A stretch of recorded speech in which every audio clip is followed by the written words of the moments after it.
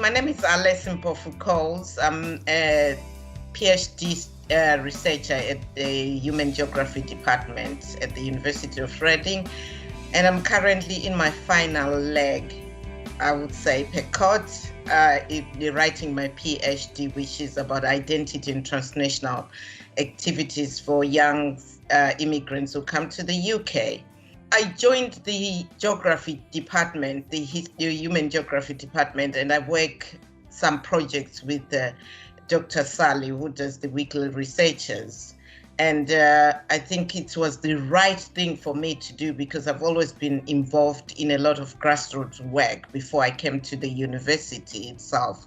So I've been working all most of my life, and then decided to say when the kids left, I should come back to university.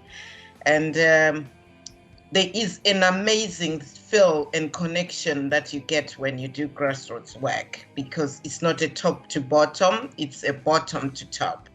So you connect with people who are on the grassroots, some of them who are very, very marginalized, and some of them who never have anybody ask them, are they okay?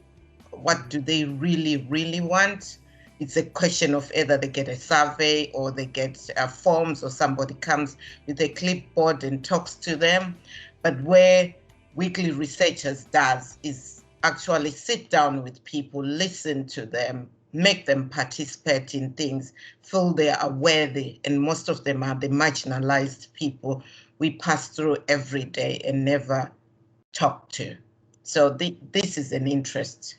I was born in a country that was more or less for years colonized by the British, and my father was a messenger in the National Railways, and we grew up in what they were called the townships.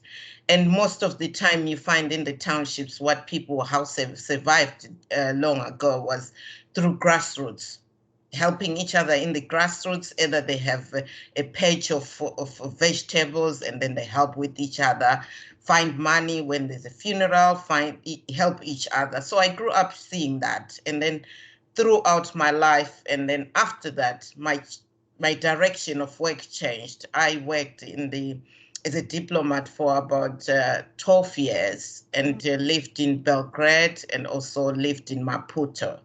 But one of the things that changed me is seeing how people are actually, there's no division between color when there's a lot of other things happening. When I was in Belgrade, I couldn't speak the language, but my neighbors were elderly, knew that I wasn't aware that when it's winter, you don't get fresh vegetables. So they brought in jars and jars of food that they make on their own. Is a sort of cooperative way, and they knocked on my door and they gave me in winter time. So those things stay with me to understand actually what happens. And then when I was in Mozambique, it was after the war. Many people were really disenfranchised, and there were a lot of suffering. So one thing that I used to do, which I always laugh about, is that I used to take off my diplomatic number plates, put on the local number plates, drive to Mashangeni, which is a location where there's a lot of poverty, sit down with people, have a meal there, understand how they live and all that. So those were the things that I gained an insightful about local people, how they are going through difficulties and all that. And one of the things that I did was write about that. And then that gave me, I won an award from the then President Chisano about those things. Although I was not supposed to do that, but I did that. They were very fearful about the security and all that. But so it stayed with me throughout. When I came here in the UK as a refugee myself, I pushed myself harder to be in the community, and have advocated for refugees from the first day I arrived in this country. I know how it is to go without. I didn't have anything myself with 2 children, absolutely given food by the refugee support group, working 12 hours trying to meet all and looking after little young children. And I understand what it means not to go without. Having £1 to do a shopping and make sure it goes. Then £1 in 2003-4 used to buy quite a bit. If you are you go and buy the servers and you have a lot of things, it goes a long way. Through that, coming from that perspective, it has given me to understand, and talking to refugees who have come in Reading and also different parts of the country where I used to go and talk about refugees and understand how things are.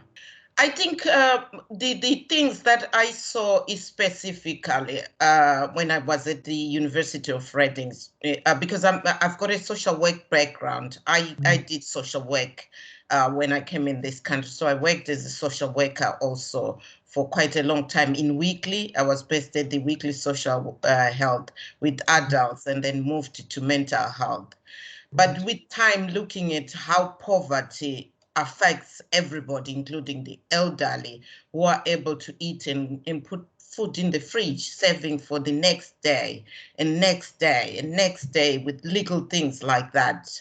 And some of them fought the war with their sitting in the house, and you could feel sorry for such things. And then when I moved to University of Reading, although I do on identity and young people, I also wanted to make sure that I continue getting involved in these things. And Sally was one of those people at the university who I felt she deserves more than the accolade of just being a doctor. She's given me the strength. When we are at university, always want somebody who you say can be a mentor, or can be somebody who can give you something to carry you ahead. I think she's given me the niche that I thought I wanted to research this particular thing, but also she gave me the niche about being myself and not apologizing about a lot of things. And many people would think, okay, she's a Black woman and she got it from a white woman. What's happening here? But it's truthfully, it happened. The niche that she gave me was amazing in the sense that be yourself. Just don't apologize about things that you are passionate about and you know what you want. And she identified my strength, which is something that I always say, that sometimes we need to identify other people's strength because we don't see each other. So that's where she came in and she gave me that link. And now I'm doing a lot of things in the community that I love. We have, when we did the Aging Well research, I was involved with undergrad, and they actually loved it so much because what was there was more about participatory research.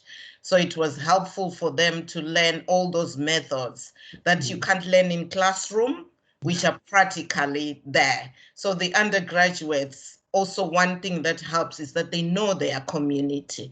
Most of the time there's that divide of Shinfield Road, and then there's the university, and Whitley is on the other side, which many people don't know that it's a wonderful place to be. So it made them learn a lot. And at the moment, again, we did a good Age Well research, and then we did the Thames Valley Festival research, and then we are doing currently the Oxford Road project. So I've got one of the undergrads who is there in our team, who is not from the human geography, but also in our team.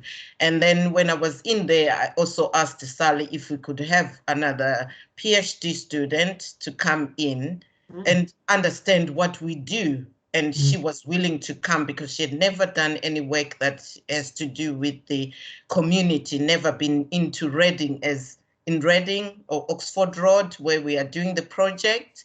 Up to now, she says herself, Robin, that it was one of the most eye-opening things that she ever felt. And it changed her in so many ways about the views, and she's so much involved now in doing decolonizing, being part of the EDI. So it helps when you get involved in this community research, especially grassroots research. My plans beyond the PhD is to continue with the community research as such, the grassroots. If you say community, it involves a lot of other things, but if you say grassroots, it actually means a lot of things that are not found in the mainstream.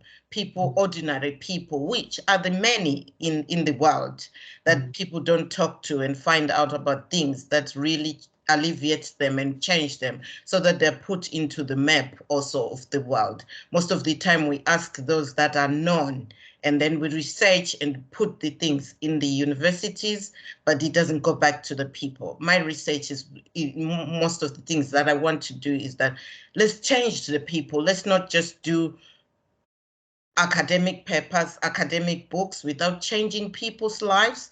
Go back to the people that we research. And those are the things that I'm very much passionate about. I'm involved in that, which is the community engagement, which is coming from the university. So also it's the EDI, and Sally is the person who is leading most of it. So we are involved in trying to champion that very much, to link within the community, the university getting to link within our communities. To imagine that there are over 79 groups of communities, grassroots. I'm talking about grassroots in Reading. And the university should actually get into this community, help, and that's where we are coming with the ethos of going in, students getting involved, more or less student-led, getting involved, coming into the communities, volunteering in places, soup kitchens, cleaning the streets, planting trees, the green part, doing all these things that are quite important that change, arts, and helping with the older people also in either care homes or in hospitals. And it helps the students also feel they're part of the community. So that's where I also coming into this, and changing a little bit of one person each day is better than nothing. It is amazing how you can actually look at it and think these things can be achieved. I'm in touch with several universities that have done this community engagement. One of them is in America. I've created a relationship with some of the professors, like have a coffee and ask them about things. So I email them and say, can I chat about this that we are doing at our university? And they've been so kind they've done amazing things about these same things that we're trying to do about students who come, because I'm involved in REACT also. One of the main things that came out when they did their survey across the university was that many students feel they don't belong. When they come to University of Reading, they just come, stay there, go to the station, go to town, and they don't know anything about the town itself. Chance to make sure that whatever research is happening in the community, it should go back to those people and the students to know their community better. And by the time they leave, they also have on their CVs things like, oh, I did volunteer a lot in environment, if they are environment students who like doing environment, or there are those ones who like in the psychology or human geography who like to do what we're doing in participatory, do it and put it in their CVs, and it gives them a better standing too, because Reading has got 40% BME. Some students, one of the students that we talked to said that she came from Cornwall and never been in a context where there are a lot of Black and Asian people. It lived in a boarding school, came to Reading University, stayed in her bubble, and this opened her eyes to a totally different thing. So that when she even wants to do a PhD in anything, let's say in human geography, she's able to balance that and go even to places like Asia and Africa, not on holiday, but being able to have that foundation here.